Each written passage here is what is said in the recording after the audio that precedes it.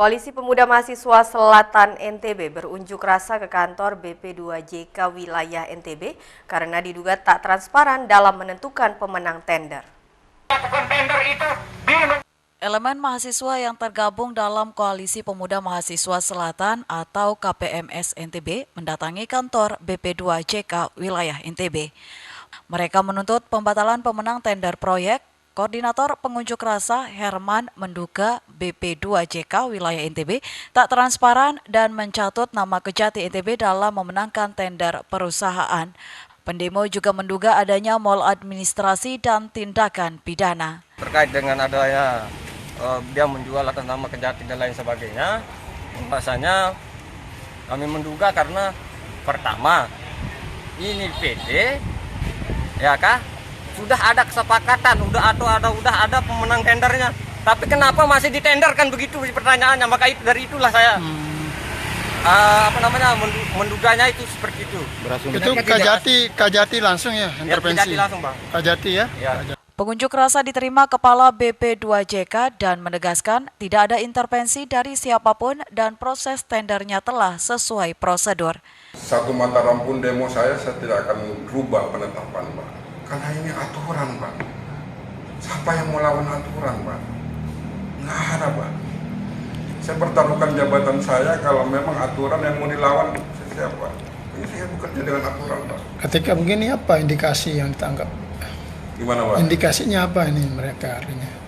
Ya, indikasinya kalau kami mendengar dari teman-teman penyedia yang kami panggil kemarin untuk mengklarifikasi apa ada backingan dari Kejati. Nggak ada, mereka bilang, Pak. Seperti yang saya uraikan dari awal, kalau memang kita di backing Kejati, ngapain buang 20%? Mendingan buang 3% aja sekalian, kan? Sebagai informasi, lelang proyek pekerjaan konstruksi pembangunan jaringan distribusi spam Pantai Selatan Kabupaten Lombok Timur diikuti oleh sebanyak 7 perusahaan dan dimenangkan oleh PT Dwi Ponggoseto dan PT Sepakat Karya Kita. Selain itu, proses tender dilakukan sesuai mekanisme yang ada dan merujuk pada aturan yang ada, dan selama proses tahapan tender, tidak pernah ada sanggahan banding pengadilan dari peserta tender yang kalah. Dari Mataram, Hari Kasidi, iNews melaporkan. Kita beralih ke informasi selanjutnya. Sejumlah pengendara di Lombok Timur mendapat hadiah dari Polres Lombok Timur saat operasi keselamatan Rinjani 2023 karena dinilai patuh dan tertib berlalu lintas di jalan raya. Hari terakhir operasi keselamatan Rinjani 2023 dilaksanakan di Jalan Raya Tuan Guru Kiai Haji Muhammad Zainuddin Abdul Majid, tepat di depan kantor Satlantas Polres Lombok Timur. Satu persatu pengendara yang melintas dihentikan, polisi mengecek kelengkapan dokumen kendaraan mulai dari STNK, SIM, helm, dan safety belt bagi pengendara roda 4.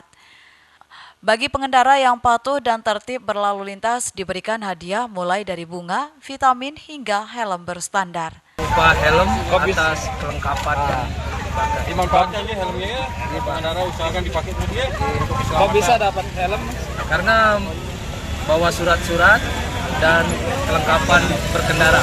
Tak hanya mengecek kelengkapan dokumen kendaraan, polisi juga membawa pamflet dan spanduk sembari terus menghimbau agar para pengendara tetap patuh dan tertib berlalu lintas demi keselamatan. Kita harapkan dengan kegiatan operasi ini dapat meningkatkan kesadaran masyarakat dalam tertib berlalu lintas, sehingga kita bisa menekan angka kecelakaan lalu lintas khususnya di Lombok Timur. Operasi keselamatan ini diharapkan semakin meningkatkan kesadaran pengendara sehingga bisa menekan kasus kecelakaan lalu lintas di Lombok Timur. Dari Lombok Timur, Ramli Nurawang, iNews melaporkan. Kita beralih ke Kabupaten Lombok Tengah. Kabupaten Lombok Tengah, tempat tertinggi kasus stunting di NTB hingga saat ini. Jumlah penderita stunting sebanyak 18.000 anak berumur di bawah 2 tahun. Kasus stunting di Kabupaten Lombok Tengah kini tertinggi di Nusa Tenggara Barat. Meski angka stunting turun dari 20% menjadi 19%, namun angka ini masih tertinggi di NTB. Saat ini anak penderita stunting di Lombok Tengah sebanyak 18.680 orang dan ditargetkan turun pada 2024 menjadi 14%.